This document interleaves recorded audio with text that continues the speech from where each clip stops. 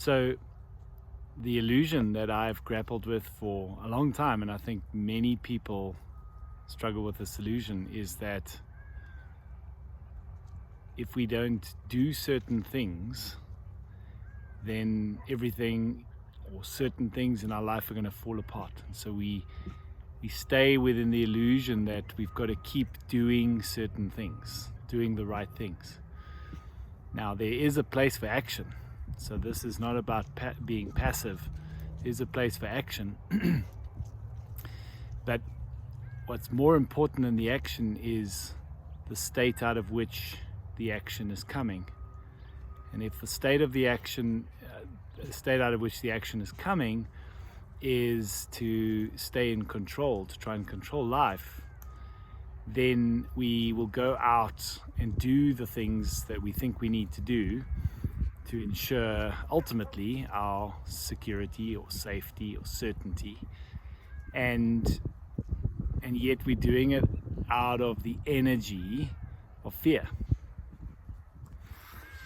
If, on the other hand, we let go and we trust life, then you see what doesn't exist, what cannot exist when you trust life is lack.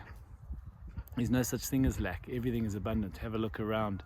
Everywhere you see in this world, there's abundance.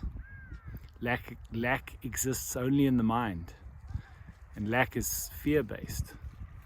And so it's the ego, it's our ego telling us, planting the seeds and telling us the story that there's going to be lack, and if we don't do certain things, we won't, then everything's going to fall apart, and we won't have this and we won't have that, and this terrible thing will happen and that terrible thing will happen. These are all stories the ego tells us.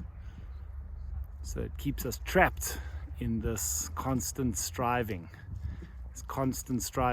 and this suffering. But when we have the trust in life to let go of that, and we act, then any action we take is only inspired action. And the best way to know if it's inspired action is, how does it feel? Does it feel light? Does it feel expansive? Does it feel joyful? Or does it feel heavy and tight and contracted? If we're acting out of that heavy, tight, contracted space, then we're acting out of fear, coming from a place of lack and limitation. When we're acting out of joy and expansiveness and lightness, we are acting out of a place of abundance. And you see, the ego doesn't want us to believe that we can actually relax and trust life.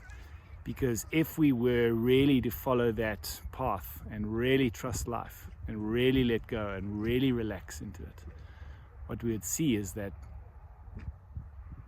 all that is there is abundance. All that is there is joy. All that is there is love. All that is there is freedom.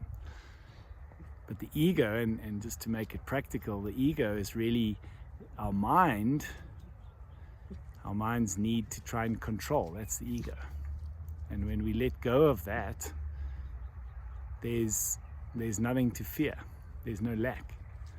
But the mind is terrified by that concept, so the mind projects all sorts of stories and paints all sorts of dire pictures of what will happen if we don't go out there and do things. But again, what state are we doing them out of? Can you trust life and relax into life enough to see where that leads? Or are you going to stay within the walls, stay within the prison walls that the ego is creating?